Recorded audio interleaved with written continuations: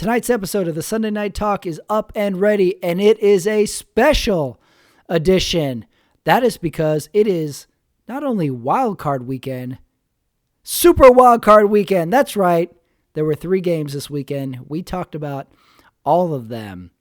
Not only that, we discussed the first round of our movie playoff bracket, football movie playoff bracket, that is. The votes are in. Find out who wins the first round. It happens tonight. But hey, before that, don't forget to check out my other shows on my YouTube channel. For instance, Running It Back. That is my long-form interview show, and I get to sit down with someone and really dissect their experience, their work history, their life history, everything. This last week, I talked with my longtime friend, Chris Cordova, and man, did we have a talk about basically his upbringing. It was really good. Went deep. As you'll find, it's pretty funny too. So check that out. And don't forget, this week, another episode comes out of Running It Back. Comes out on Thursday. I sat down with Clara Dryden, someone I worked with at my very first job in Los Angeles. And as I found out, her very first job in the bicycle industry. Found out a lot about her, and it was really fun to talk to her. I hadn't talked to her in a very long time. So look for that. That comes out on Thursday. But right now, it's Super Wildcard Weekend with me and Omar Carmona. Flip the coin, kick the ball off. The playoffs are here.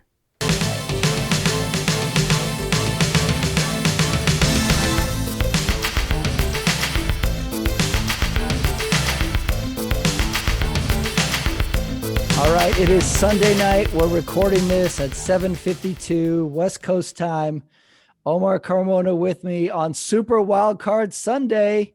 How are you, man? The first time in our lifetime we've had a Super Wildcard Sunday. I know. I'm taking it all in. 3 games each day. And then we should say we're not even done with the very last game as we record this. We're in the beginning of the fourth quarter of Cleveland, Pittsburgh. So in tradition with our Sunday night pods, we will update along the way. Cleveland was looking good, and now they're down. Now they're only up 12 points. Well, let's remember, they're still the Cleveland Browns. Right.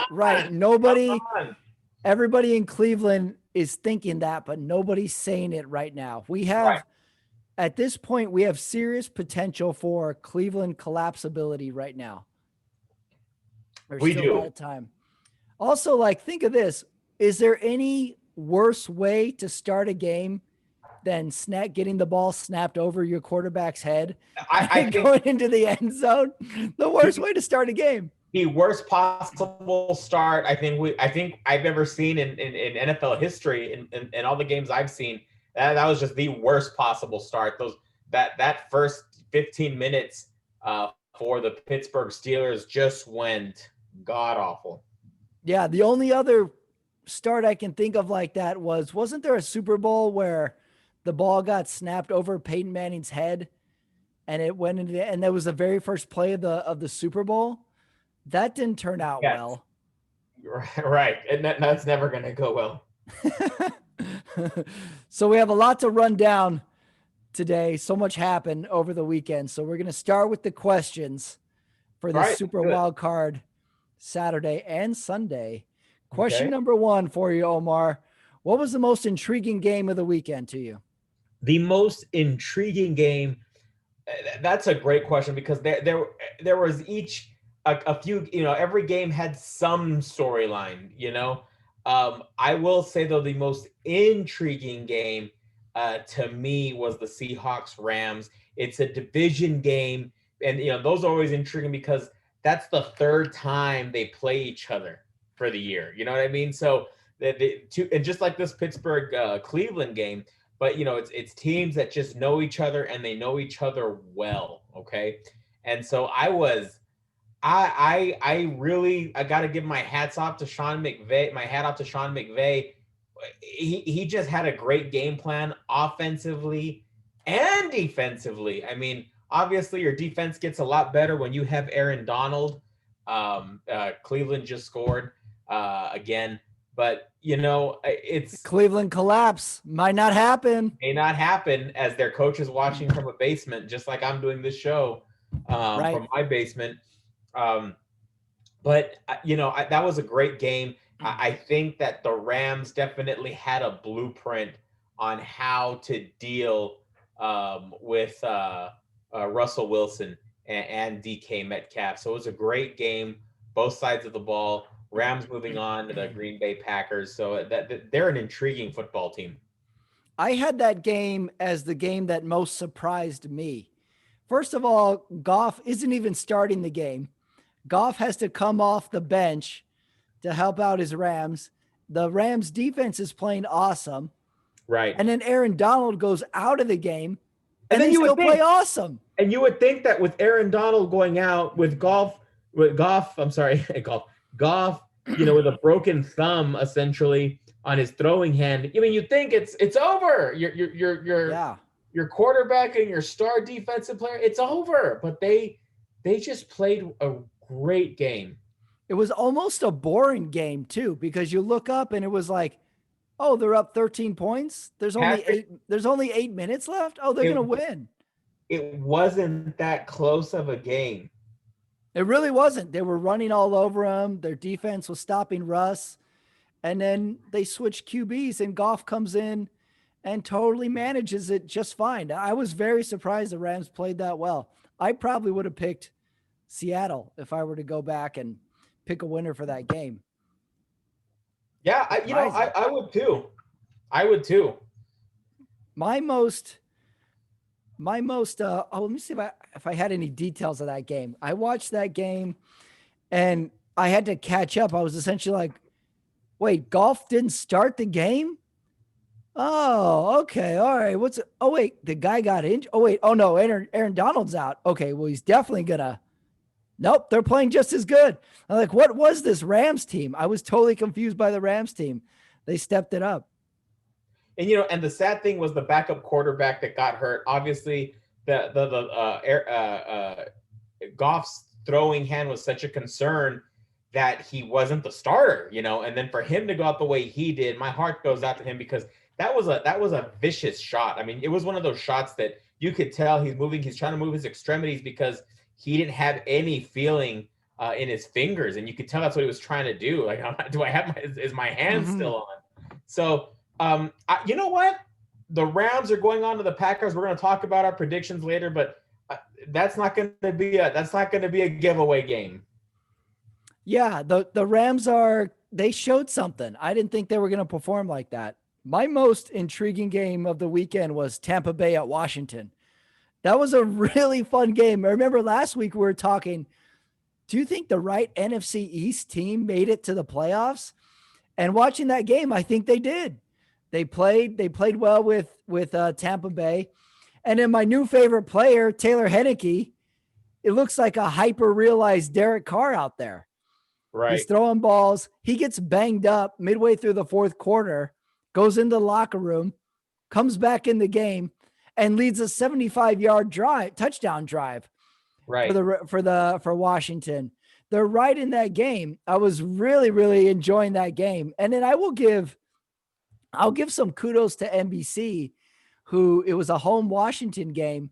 They did a great job of showing the Washington monuments around town and showing them just as something to like kind of be respected. I thought they did a good job with that, showing all the monuments, showing the Capitol building. I thought that was important. They did a good job with that. But Tom Brady slung it and he was consistent the whole way. And they won a pretty hard fought game. And then I couldn't help but sort of think, none of these Washington players know who this Taylor Heineke guy is. Yeah. He would score a touchdown and you can tell he doesn't know everybody's name and they're patting him on the back and he's like kind of wide-eyed and they're like, thank you. And that defensive guy for Washington, he was great. He got injured and was out of the game with ankle something, but he was awesome too. I found myself kind of rooting for Washington a couple of times during that game. Great game. I really liked it, to the point where when the game was ending, I was like, oh shit, I forget someone loses the game and goes home after these games. Right. This is it. So that was my game. Tampa Bay at Washington was my favorite game. How about your least intriguing game of the weekend? The least, and it's sad to say this about such a proud franchise, but I mean, the Saints Bears game, that's exactly what I thought was going to happen. Yeah, It me wasn't a too. close game, not a whole lot of build up. You're playing in New Orleans, although home games take on a different meaning during the pandemic. But wow, and it makes you wonder that play where they did that funky flea flicker Yeah, type the drop touchdown. and then you wonder like how much that a team that needs all the confidence they can get on the road playing against Drew Brees and the New Orleans Saints and perennial playoff teams since the early to mid 2000s. You would think that we need that play, and for that drop to happen, Trubisky couldn't have thrown that ball any better than he Yeah. did, and for that touchdown to not happen, I think that was killer. And even though it happened in the first quarter, it definitely set the tone for the Bears. I Yeah. think that was that play where they realized we're the Chicago Bears. It was a game where I think they would have been up 10-7 if they had made that catch. Right, So it was right. 7-3. So they're down 4 points for a long time, for like a quarter and a half, and you still feel like they're down like 20 points. And Don't here's the thing. feel like And it's a close game. their defense for 3 quarters played damn good football. So Bears had I was texting you. I was like, the Bears have had so many chances in this game. They don't but convert and anything. it was the offense that just couldn't get in the end zone. And so you got to think that if you're a defensive player on that unit, you're thinking, God, no matter what I do, each defensive possession, it's not going to make a difference. All these guys can put up is a field goal. Right. I wrote down in my notes for the Bears negatives, they had an offsides on I think a 4th and 3 that the Saints were just hard counting them on. They had an offsides. They had their main receiver get ejected for throwing a punch. They had the drop touchdown, and then they had a bunch of penalties. They could have been in this game, almost could have threatened to win this game. And they just sort of went out with a whimper, penalties, ejections, drop touchdown. If you think about it, could this have ended any other way for the Bears? Would you expect this to happen any other way for the Bears? You know what I thought was kind of weird about that game? It was called by Jim Nantz and Tony Romo. They weren't in the same booth together. They were doing the game remotely. Tony Romo I don't know where Romo is exactly, whether he's at like his home or at a CBS studio somewhere. Nance was at the game. And if you're not looking at them, it's seamless. They rarely talk over each other. The sound, the echoing is perfect. So somehow they made that work, which makes me wonder how the Browns haven't made this work with their coaches. But Romo and Nance did it. What else did I have here? Bears had a ton of chances. And then the Bears, I feel like the season's over and we still don't know anything about the Bears. The whole year would be like, what's up with the Bears? We never found out. You bring up some good points, because even they were saying, Trubisky's contract's out. Are they going to re-up, or they going to, what are they going to do? And is it a coaching problem? I don't think it's a coaching problem necessarily, because he's taken it. He's been a coach for the Bears for 3 years.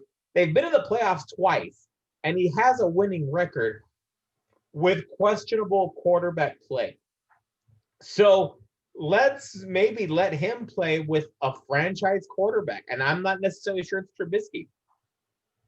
So you're saying keep them both? Because Trubisky's in his 3rd year also, right? Patrick, I was so down on Trubisky, and me, when if we roll the tape from weeks, 1 through 7, even though when they were 5-0, I was still talking so much crap about him, and that's why Foles was playing and whatnot. But I'm not. He really stood out the last few weeks. So I don't necessarily know. He needs targets. That's another thing. In my opinion, all they have is Allen Robinson. It looks like Jimmy Graham's going to retire. As we saw his walk-off touchdown at the very end. Oh, I almost forgot about that. You're right. But I think that you know, look what his target did. His target dropped a touchdown in the end zone, and Allen Robinson really is. And they have a decent running back in Montgomery. He's young and he's got a motor on him. So who knows? Maybe with maybe a few more targets, some improved line play, maybe he can flourish to be a better quarterback. He made good throws in that game. You're right. And I didn't see a lot of poor quarterback decisions per se. No. I saw good throws. I just saw them not converting. He made good throws. The touchdown pass was dropped. His main receiver got ejected. And then talk about one of the all-time garbage time TDs by Jimmy Graham. He makes they're driving, but what were they down? They were down like 10 points. It wasn't a one-score game. No, it was weight. It was they're not calling timeouts or anything. They're just trying to get the most out of it. He throws a pass. Graham catches it with one hand in the end zone and then just walks into the locker room. Right. That was the best. I have not seen a better garbage time TD since there was a Super Bowl where the team getting blown out scored a touchdown. Right. And the guy who scores a touchdown picks up the ball and he pretends to open it like a beer and he drinks out of it. I don't know what Super Bowl that was, but that was a great garbage time celebration. I will tell you. Look it up. I think it was Super Bowl 29, Chargers, Niners. You might be right. It was a tight end with the last name of Papunu. Yeah, now it's making sense. And he did it, and the Niners, it was already done. Right. Steve Young had already wrapped up the MVP by that point. And he grabs the ball, he pops open the top, and he drinks it like a. Yeah, he drinks the balls the can. Just as much as players practice their touchdown celebrations, you should have a garbage time celebration in your hip pocket, ready to go too. Whether it's just walk straight to the locker room, drink a beer using the football as a prop, or something like that. You should have a garbage time. How about this? During a pandemic, I saw a game during these playoffs where the receiver scored a touchdown, but get this, he threw the ball into the stands. Now, during a pandemic where there's really no one in the stands, did the ball just hit the bleachers and just stay up there? It was. I didn't even think about that. That's true. Who caught it? Who caught it? The ball. What souvenir did that turn out to be? That's true. Does the maintenance guy come in with a yellow jacket? He sweep it into his does he sweep it into the container? Right. The container and just take it and dump it out. I don't know. Mm-hmm. I don't know. I mean, you get fined if all that ball boy had to do was just go up and get it. They should just make the player go up and get it himself. They're like, we can either fine you $5,000 or you can just go get the ball yourself, dude. Patrick, put that on the list of things to take to Goodell. The new penalty for throwing shouldn't be $500. It should be you just got to go up and get it and bring it back, dude. Got to bring it back. Or face a suspension the next game, because that'd be interesting to see. I like that. That would be interesting to see you going to collect a ball in the black hole if you're the opposing team. I like that. Go get the ball or be suspended.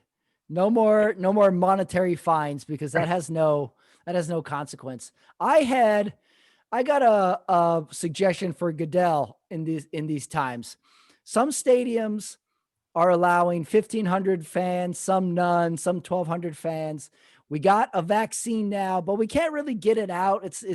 It hasn't really been effective in getting out. Okay, here's what we do. We open the next round of playoff games full capacity. You want to go to the game, you show up. But while during the game is happening, we have a team of doctors and we just start administering the vaccine to everybody who's at the game. So the game's already going to take 4 hours. 4 hours, everybody's in the same spot. We get as many people as we can. That's the only way to do it, I say. No more drive-through vaccines. No more going to Walgreens. No more checking your health insurance. Everybody just starts getting their arm pricked by the vaccine. I bet that's more effective than what we have now. I bet that could be the ultimate NFL rollout. And wow, what a leader Goodell would be if he could get us all vaccinated like Right. that. Think of the leader points, the brownie points, the social points Goodell would get if he's like, we're going to help out the community and we're going to be the centers for these vaccinations. And we just start going through the aisles. Just imagine we got the doctors and all their gear just going through the aisles, just like we have a peanut guy and beer guy. And speaking of, I'm gonna grab another beer. I'm listening. It's just right here. Very good. Give us an update, score and time. Right now, we got 42-29 on my time. I got 9:38 left. Browns up 13, and it's 1st and 10. We'll talk about it, but wow, this Browns team, even with Odell Beckham Jr. out, when you got two running backs like Kareem Hunt and Nick Chubb, I mean, wow, you're blessed. You're playing with house money at that point. You know what I mean? Really impressive second half of the season by the Browns. You're right. No Odell. Baker stepped it up, and for this game, they don't have any of their coaches on the sideline either. They don't have their head coach. You know what? Tell me if you call bullshit on this or not. They're doing the COVID coaches rundown before the game, and NBC says they got their coach at home. He can't communicate in person with anybody, and he says he's just going to watch the TV and turn off his phone. I'm like, there's no way he is watching this game by himself with no phone. There is Zoom, there is internet, there is telephones. Why is this such an isolation? Put him up in the press box or something. Tony Romo called the whole game from a studio. I don't buy that for 1 second that he's just watching this game. Do you? Speaking of, I had a cringe moment listening to Tony Romo yesterday. It was a play where which game? Remind me the game he called. What was the CBS game? Romo was it yesterday. Was it Bills? It was Bills Colts. Was it Bills Colts? Was the early one yesterday. Okay, it was Bills Colts, and Josh Allen threw a ball that seemed like he was just running out of bounds, but he threw it, and it was just a rope. I mean, it was a loop, but it was a straight line. The receiver comes down with it, but he definitely did a toe tap to keep the ball in. And as he's looking at the play, Tony Romo goes, I don't know if he got his tootsies in. It was, as a father, it was a cringe moment for me. Like, did he really just say tootsies and talking about an NFL player's feet? Romo is going to definitely, once he starts getting a little gray in the temples, he's going to become dad Romo for sure. He's got that language that is very dad mode. Do you think he may be the next Terry Bradshaw? Do I think Tony, what are the qualities of Terry Bradshaw? He's sort of a good old boy. He's a good old boy. He's making people laugh, but he knows what he's talking about clearly. But he could be the butt of jokes, and he doesn't mind being the butt of jokes. That's always one thing I've always appreciated about Terry Bradshaw is he's a great guy because he can laugh at himself. And I think Tony Romo's kind of like that. I think he's similar to that. I would give Tony Romo a bit more on the side of was it Don Meredith who did Monday Night Football in the 70s? Don, yeah. And he would, because remember, Don would sing at the end of every Monday night game. And I could see Tony Romo being very self-aware and doing something funny like that. So I'll give Tony Romo a little bit more on the Don Meredith side of things of becoming that. It's all going to depend on the gray temples. Once he starts getting some gray hair, then we're going to see him make the turn, I think. We're going to see what kind of Romo we're going to have for the next 25 years. Right. Yeah.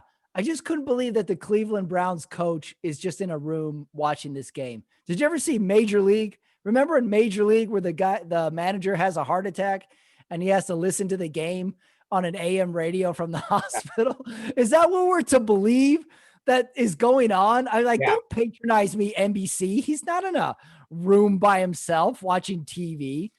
So I don't see how the coaches still can't coach remotely. Yeah, I'm with you, man. I'm with you. But as we're watching, they seem to be doing just fine. Yeah. Yeah, Did any games surprise you this weekend? well, let's talk about that. I was actually surprised. Um, the Colts made it a game, and I did not think that was going to be a very competitive game.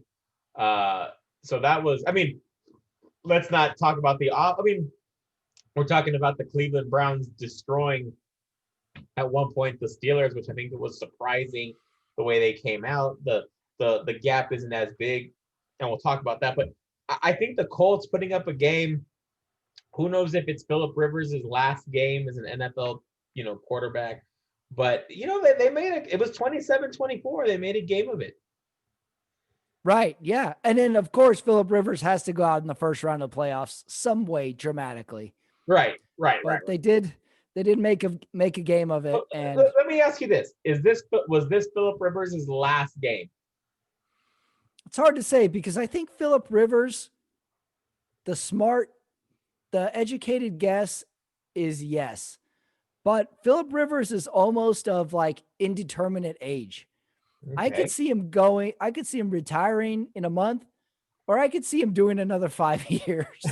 Okay. He's almost a little Romo-esque where he kind of is just existing in his own bubble. And whatever he does, he does. He's got 1 million children. So I could see in Phil Rivers' head, he's like, I got to work till the day I die. These kids want to go to private schools. If this game and Cleveland just kicked the field goal to make it 45-29 with 4:28 left, but is this Ben Roethlisberger's last game? Yeah, watching this game, he looks old. He looks old, and they really fell backwards into this playoffs as well. To go 11-0, and then to basically fall apart. Have you ever seen an 11-0 team fall from grace the way this team did? We went from 11-0. We're on a destination course for Chiefs, Steelers in the AFC till the Steelers being underdogs in the last couple games. Right. And how many people put their foot in the mouth in the middle of the season saying Steelers all the way and Russell Wilson MVP?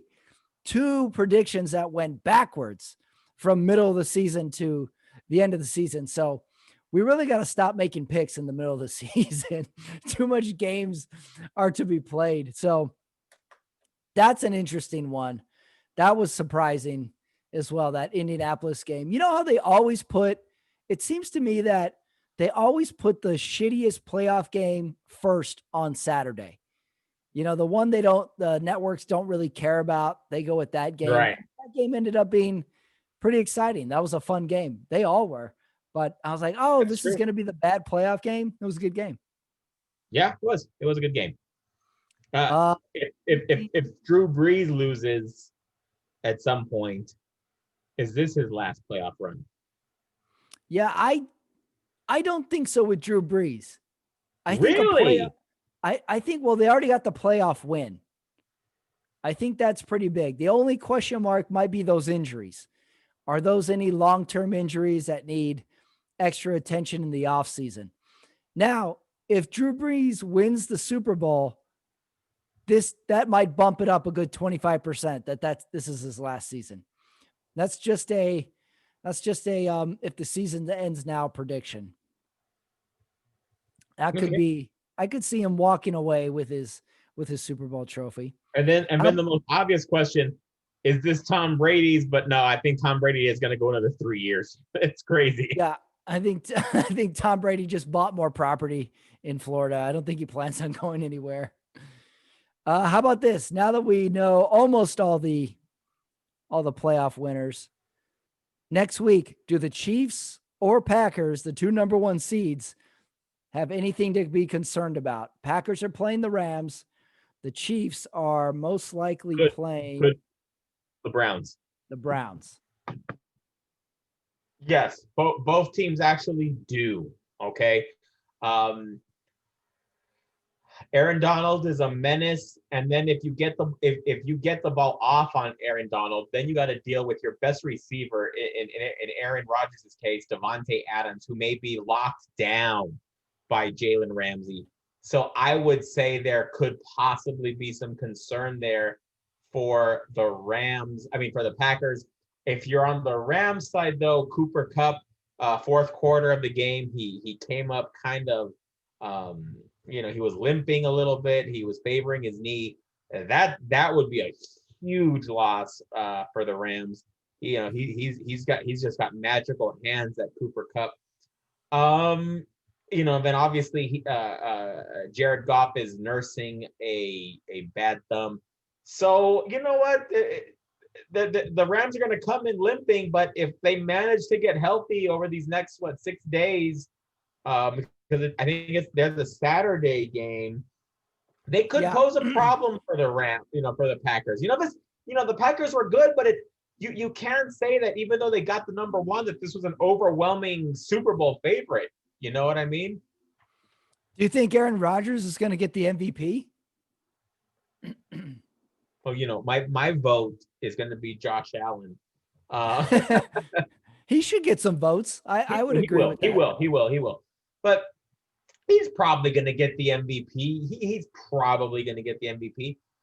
But again, it's a team that's beatable. I don't look at the Packers and say they're completely unbeatable per se. So we'll see. I think that's going to be a tough game. I am going to take the Packers. Do we have the spreads yet? I haven't seen a spread yet. But I'm going to take the Packers at home. I don't think it's going to be a blowout. I'm not going to go that far. I don't think it'll be. Oh, really? Close game, huh? I'll take them by less than a touchdown. I think the Packers have less to be concerned about than the Chiefs. The Rams have been so inconsistent this year. I could see them laying an egg after playing really well. And that's great point. Great point. Yeah, I will say, but if I'm KC and I'm looking at the Browns in this game, then I got to say, like, this is a team that could be hot. Could be really, really hot, and maybe they carry some momentum. That's the tricky part with having that first round bye. It's a double negative in some ways. I mean, here, as we're talking, Cleveland's up 16 and they just intercepted the ball. This game's over. Cleveland Browns are going to be going on to face the Kansas City Chiefs, and they intercepted the ball with 3:16 left. They're up 16.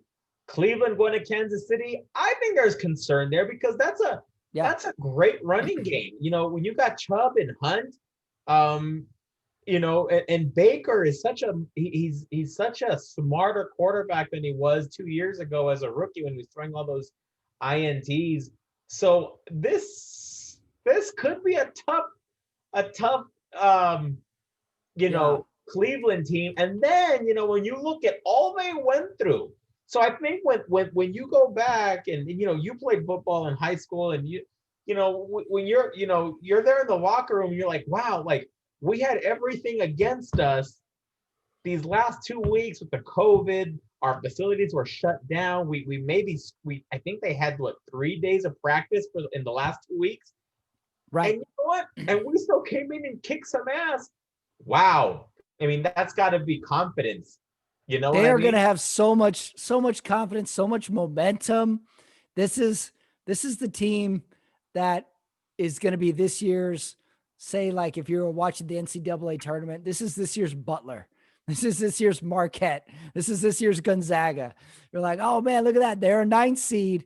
They're in the Sweet 16. Oh man, they're playing with the 4 seed. They're going to be this team. They look really good. I just looked up the line. Green Bay is favored by a touchdown next week over the Rams. I'm going to take the Rams to cover. Wow. Okay. I'll take the Rams to cover. So yeah, looking at that, I say yes. KC should be a little concerned that this could be a dogfight. I always wonder with the first round bye, you never can win if you're the first round bye. Because then everybody's like, oh, you got the first round bye. You're rested. And then the game starts and say you go down. And then the commentator's like, wow, you could tell they didn't play last week. It's the word. They've been off for a week. They're rusty. So there's no winning. No matter what happens, the announcers have some fuel against you there. Yeah. How about You can hear Collinsworth saying, you can't help but think, the extra time off. you take that week off, Al, you settle down, you see the family, a lot can happen in a week, Al. And you can't win the first round bye. You can't win. Only bad things can happen, it seems. How about this for next week? Should Cleveland stay without their head coach for next week's game? It worked for him this week. You know what? They're going to have to really think about that one. Why mess with a good thing? Why mess with a good thing? Alex Van Pelt for the Browns seem to call a great game. So I'm going to say it's something we shouldn't take off the table. And never mess with a streak. And I'm looking at Collinsworth and Al right now, and we've talked about their wardrobe. Wow, Collinsworth just looks, he looks spiffy. Yeah. That's a pretty big jacket on Al, but he's got like a pea coat on, and then Al Michaels has looks like a puffy down coat going on, looking slick. 2 weeks in a row of good cold weather attire. I'm with you. Collinsworth looks fantastic right now. They're definitely the only commentating team that there's like wardrobe paid attention to them. The other teams they just put them in suits. Right. That's about it. Yeah, Al Michaels and Chris Collinsworth, they go hard with different attires throughout the season. So maybe Cleveland sticks without their head coach. No, let's see what happens. What about this final question from Wildcard Weekend? Would you rather keep Mitch Trubisky or keep Coach Nagy from the Chicago Bears for next year? You can only choose one. I'm going to keep Coach Nagy. I think he's a great coach, and he can coach in the league. So I'm going to go with Nagy. Interesting. You know what, Pat, real quick, one game we didn't talk about. We didn't talk about Ravens Titans. That's right. Game, but again, how'd you feel about the Ravens? That's why you don't poke the bear. Week 11, the Titans went out to Baltimore and they danced on the Raven. Yeah, that was a good one. And well, guess what? It all came full circle for them, and it looks like the Ravens were dancing today on midfield. So I always say when it comes to trash talk, the winner's argument is always right. So no matter if you win, you can dance, you can talk. Though I don't like when they throw out penalties for taunting. I'm always like, sticks and stones, man. You can say whatever you want, just don't put any hands on it. But yeah, and then the Ravens have the all-time best argument where like when a reporter asked them, "Hey, do you think it was not in good faith to dance on the emblem after you won? Was that good sportsmanship?" You can always say, in the words of John Rambo, they drew first blood. They did. Always use that argument. They are in the right. You guys did it. They're in the right. I have no problem with what they did today. And it wasn't that was a team. I don't even think it was really, it wasn't rubbing it in on the Titans. What they were doing was they were building their team spirit because they are in for a dogfight. That to me, next week's Bills Ravens is, in my opinion, the intriguing game of next week because those are two teams. It's going to be a dogfight. It's going to be a close game. And Lamar finally got that playoff win. Remember, he's had 3 losses where he just gets punked. Okay, right. He gets was it maybe 2 loss. I don't know if he's 0-2 or 0-3, but whatever it is, he just gets punked in the playoffs. You know what I mean? And for him to basically run for 100 and well over 100 yards, and they had a great game plan. That team now Lamar can say, okay, I got my playoff win. That's over. That monkey's off my back. Now let's go to Buffalo and get a win. That's going to be a great game. I forgot about that game. I'm glad you reminded me. That was the early game today. And the cool thing about it is they build it up, the game starts, and both teams they have to punt on both their possessions. And there was just huge energy for both those possessions. I think like the Titans, knocked a ball down on third down. And there's not that many people. There's like 1,500 people in the crowd. You could hear them. They were cheering. And I was like, oh, this game is big. We got good energy in this stadium. The other thing about that game is through the pregame, I now have COVID derangement syndrome because every time someone announces a name pregame, I think they're out. They're like, now we go to Derrick Henry. I'm like, is he out? Is really pumped for this game. I'm like, oh, okay. Thank God. Thank God. Thank God. All right. Oh, Ryan Tannehill. Oh shit. He's out.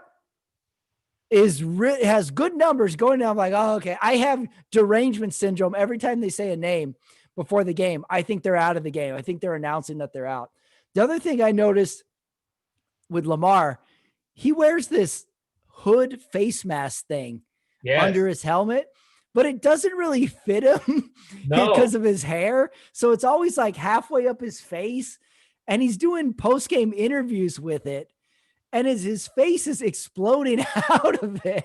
I don't know why he wears it.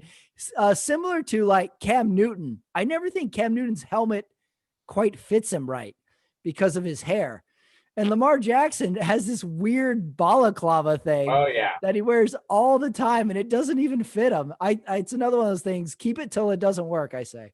One more game we didn't talk about. We haven't talked about, and you and I should have talked about this because our El Paso brother, Steven Montez, almost made it into the field for the Washington Redskins, but Heineke came back out of the locker, ran out of the locker room. Wait. Crazy? Like Heineke runs out of the locker room, like knowing like this might be my last shot too. Screw Montez. Wait, catch me up. What's Montez's deal? He's from our hometown. I don't even know. Del Valle. He's a rookie quarterback out of Colorado in Boulder. I didn't know that. Yeah, and he was warming up. So Alex obviously doesn't make the start. Okay. Heineke gets the start. Obviously, Heineke and Rivera go back to their days in Carolina. And so Heineke gets hurt at some point. Heineke played a hell of a game. Telling you, he's my new favorite player. He was great. Yeah. He was my hyper-realized Derek Carr.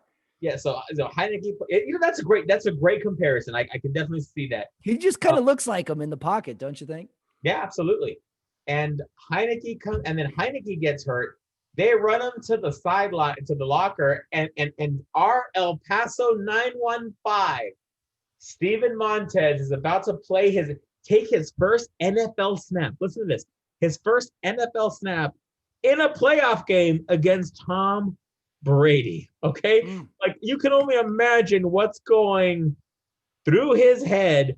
And then right before they get the ball back, you just see the cameras go back to the locker room, and Heineke is sprinting back to the field. Yeah. And Steven Montez was a good sport, and I guess Heineke goes on. He comes off again after a series, and Montez, there's a great shot of Montez putting Heineke's jacket over him. Oh yeah, I did see that. That was great. And, but it's and that I'm not making fun. That's just being a good teammate. He's helping his starter out, which is fabulous. But that's we almost had another 915. Oh, I didn't even know that. That's right. Well, when I saw Montez warm up, I thought about getting dressed and heading out to the old three-legged monkey or Ojos Locos and celebrating. What if in some parallel universe, Montez comes in, leads the drive, and then somehow wins that game for Washington, just by some miracle? Just give me the headline of Sunday or Monday morning in our El Paso Times sports. Because El Paso Times is nothing but a bunch of haters, I'm going to say the headline would be Montez wins game for a team with no name. How about that? Oh, so it's going to negative headline. Yeah, it's going to be a negative. A compliment, non-compliment. How do you think Tom Brady and Drew Brees are going to do their round 3? Yes, next week's games. Tom Brady, Drew Brees. This is the premier primetime game. This is the Sunday night game. New Orleans home. I think New Orleans won both their season matchups. I'm a little concerned that Brady is gonna just like be on fire offensively. I think New Orleans can keep pace with them though. So I think we could see a pretty big shootout. And I just do not want to have another New Orleans snake bit loss. I don't want a Oh, bad on a penalty. penalty? On a Yeah, I don't want a penalty? bad Oh, penalty. My fear is that someone's going to kick the game-winning field goal and it's going to go above the upright, and then the referees are going to have to do the thing where they have to look up and they have to guess if it went over it, and then the dumbass announcer has to say, well, in the future we'll have lasers on top of this, and in your head you're like, how about just make the goalpost 5 feet higher? right. We don't have the technology for this. We don't know. Well, how about this? How about this? Look, something to look out for. If this game turns out on a penalty, would you be surprised if you see New Orleans rush Tom Brady? It's fourth quarter. Tom Brady's driving. It's 3rd and long. And a D lineman pushes Tom Brady and it draws a flag for some sort of late hit, some sort of roughing the passer. And that would be the ultimate New Orleans Saints playoff loss. Well, it's my new NFL rule. Every game-winning drive has a critical 3rd down and a BS roughing the passer penalty these days. How about this? Another note for Goodell. What if we implement these rules just for the playoffs when it comes to roughing the passer? No harm, no foul. All right, okay. You hit the face mask, you hit the helmet, whatever. But if it's no harm, then no foul. That's what I say we implement just for the playoffs. So I could see that game being a shootout, and maybe I'm biased because now I want to see the possibility of the Tampa Bay Super Bowl on the home turf. So, man, I'm going to give it to Tampa Bay. I say they get in there and they get the win. There you go. Me too. I am too. I am too. I'm going to go with Tampa Bay on this game. Okay. All right. The very first playoff game on Saturday is Rams at Green Bay. You're picking the Rams to cover. I'm taking the cover, but the Packers will win. Packers to win, Rams to cover. Baltimore at Buffalo. We agree. That's looks like to be the most exciting game of the lineup. Close second to Cleveland, Kansas City now. But I hate to bet against Lamar, but I'm going to go with Buffalo. Going Buffalo? I'm another biased picker here because I want Buffalo. But I was having delusions. I was having my playoff dreams yesterday, and I was thinking, Buffalo, Tennessee, rematch of the Music City Miracle. Let's do it right now. Would that be something? That would be fun. A lot of press. I was having my playoff dreams there. I'm going Buffalo for that one. I haven't seen the line on that game yet. I'm going to guess. Let's take a guess. It's no more than it's going to be it's going to be 3 points. Three. It's going to be 3 points. I don't have a line on it yet. Well, the Sunday night game just ended, so it'll probably be up shortly. And then, which is going to be Cleveland at Kansas City, is our early Sunday game. That one is my second most intriguing game. It's a very intriguing game. I'm going to be rooting for Cleveland, but I think it's Kansas City's to lose. I think Cleveland might have had their shining moment tonight. Right. I think they come down, and maybe Casey just comes out of the gates just super hot, and they win it. What do you think that line would be? Cleveland at Kansas City. I'm going to take a guess before it comes out. I'm going to say 4.5. All right. Is going to be that line. I don't know. All right. Divisional round next week. We know the winners from this week. Right now, Super Bowl prediction. Who do you think is going to make the game? Kansas City, Tampa Bay. Ooh. That'd be a good matchup. That'd be an interesting matchup, but yes, that's my pick right now. How about yours? I'm going to go. It's hard to not pick Kansas City, but I want to get creative here. Okay, I'm going to go young versus old. Tampa Bay versus Buffalo. All right. I like that one too. I thought about that one too, but I just think Kansas City's just too damn good. But let's see Yeah, what happens. it's very hard to pick against Kansas City. Part of me wants to say Baltimore, Green Bay, but I can't see any team really putting it to Kansas City on their home turf if I really, really put some money down on it. But for sake of argument, I'm going Buffalo versus Tampa Bay in my Super Bowl as of right now. All right, let's go. Okay, on to the awards. We're doing awards next. All right. This week, we are doing the Netflix edition of the awards. I have a bunch of them this week. I got 6. First award, this goes to the new release award. Has to go Josh Allen and Baker Mayfield. Playoff game. For sure. They come out. Do they perform? And they do perform plus tenfold. They were great this weekend.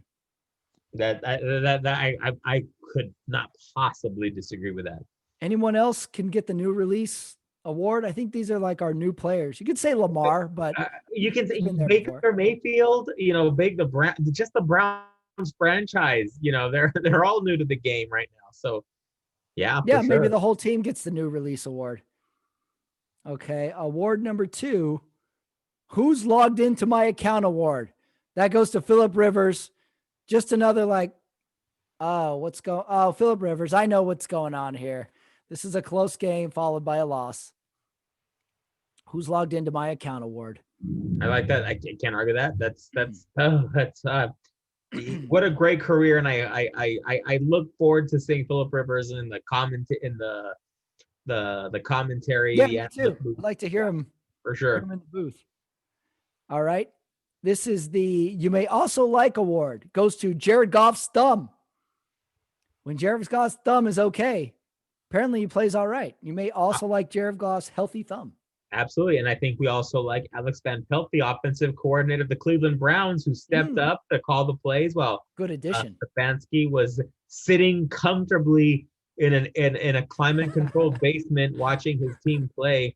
I want to say the OC for the Cleveland Browns, hats off to him. Great game. Wouldn't you love to know what the coach was during all this? If he was indeed just watching TV, was he watching at home? Does he have a big screen? They said that today on the one of the pregame shows, he was definitely a 60+ inch TV. It was downstairs basement. He was going to watch alone because obviously he's in quarantine. And so, but is he going between Downton Abbey and the game? Who knows? Right.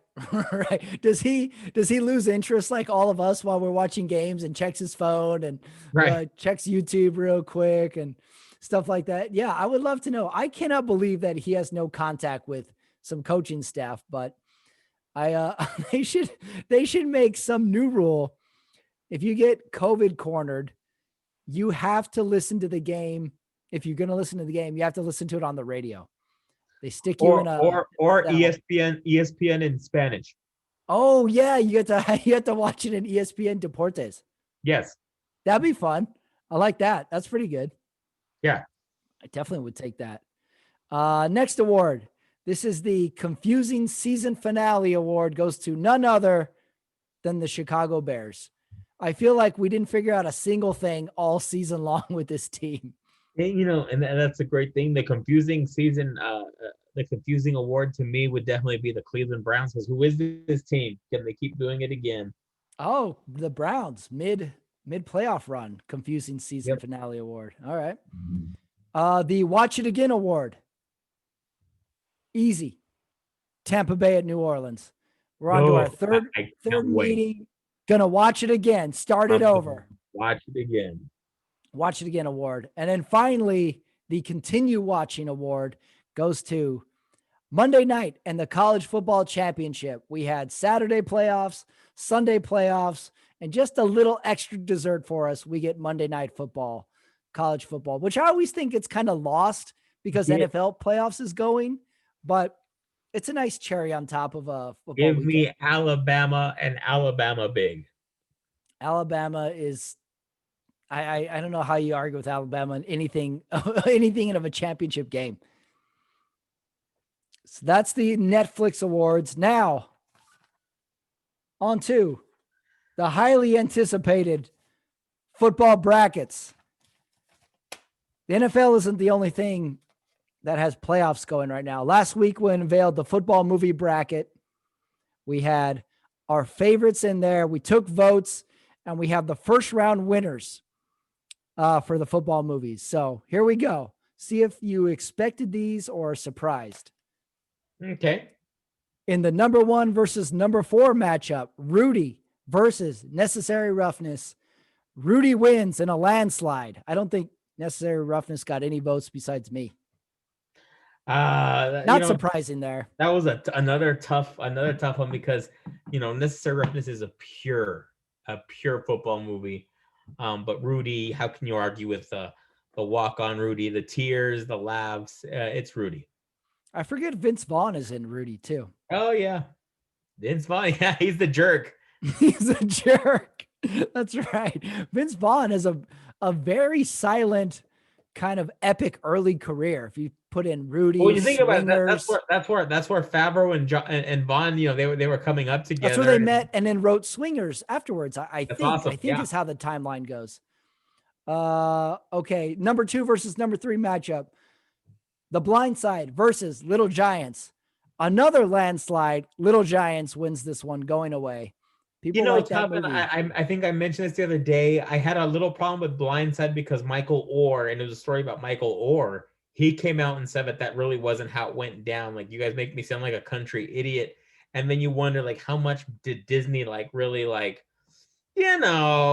exaggerate things, to fit the narrative. So that's great. Icebox, Little Giants all day. I'm keeping my eye on Little Giants. I'm thinking Little Giants is a legitimate threat to win this whole thing. Okay, in the MTV region, Varsity Blues, number 1 seed versus The Last Boy Scout. Varsity Blues won that one easy. I don't even think a lot of people saw Last Boy Scout. We don't even need to discuss that. That's an easy win.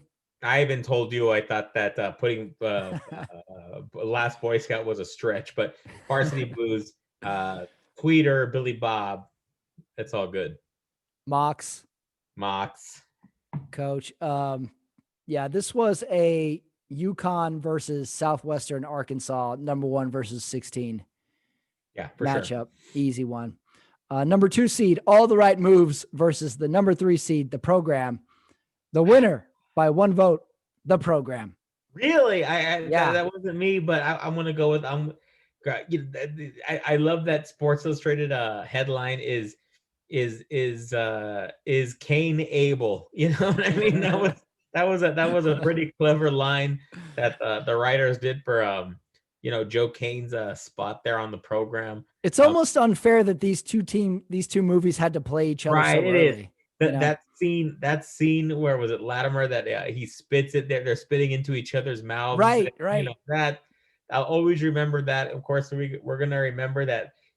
My only knock on The Program was that scene where was it Greg Schaefer? He's playing Joe Kane with his love interest, played by Christy Swanson, and he shows up. I'm feeling a little stressed. I'm a little, I don't know what to do. And he said, "I'm hoping you and I could maybe, I got a 6-pack."